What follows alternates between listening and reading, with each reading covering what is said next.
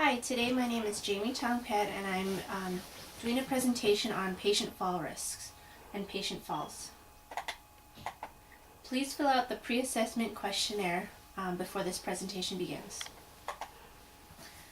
Today's learner objectives are to learn the risk assessments for falls, be able to communicate and educate about falls, the implementations and interventions for those who are at risk for falling, and customized interventions for those at high risk for falling. According to the Patient Safety and Quality and Evidence-Based Handbook for Nurses, unintentional falls are the most common cause of non-fatal injuries for people older than the age of 65. And females fall more frequently than males. Fall-related injuries are most common cause of accidental death of those older than age 65. Fall-related injuries are costly, ranging between $16 to $19 million annually. Accidental falls.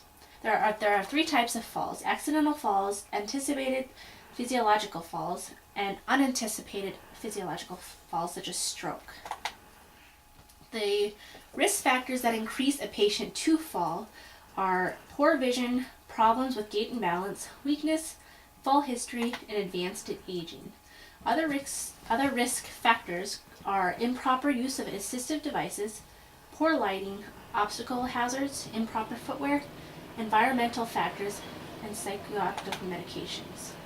How many falls or near misses are experienced in this department?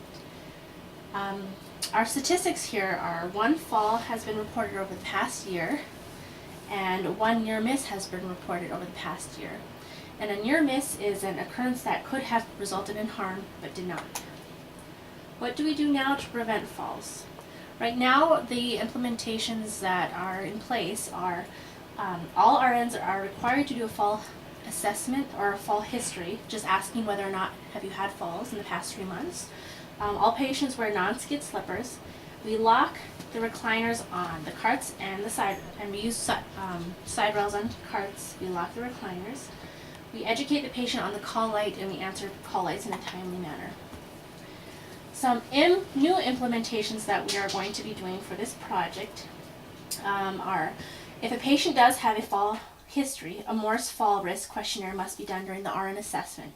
This questionnaire will determine the patient's fall risk and what factors precipitate their fall. This is an example of a Morse fall risk sheet that we will be filling out, and it will be scanned into the patient's chart.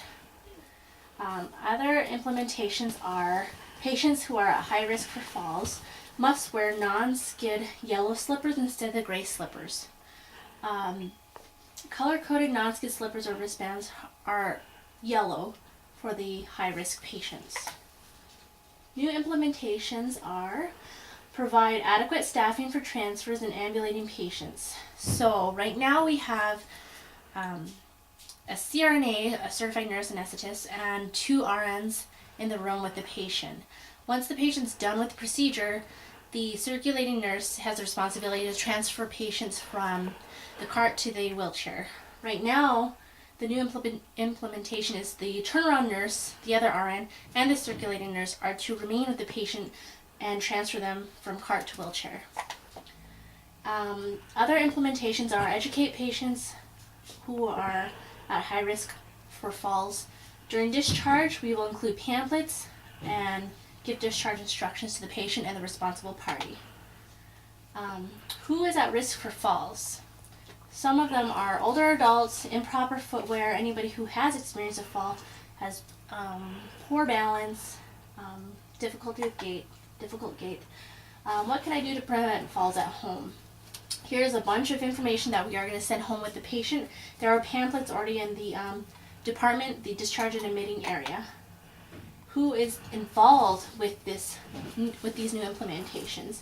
All the GI staff, which are RNs, LPNs, CRNAs, and physicians. Each one of us are responsible to prevent a patient's fall. In the admitting and discharge area, that's where the new fall risk form is to be sent, is to be asked with the patient. During the procedure, that's when 2 RNs are to stay with the patient at that time. During discharge, that's when the home pamphlet is to be sent home with the patient. Any questions? All right, please fill out the post-assessment questionnaire. If you have any questions, come to me later. Thank you.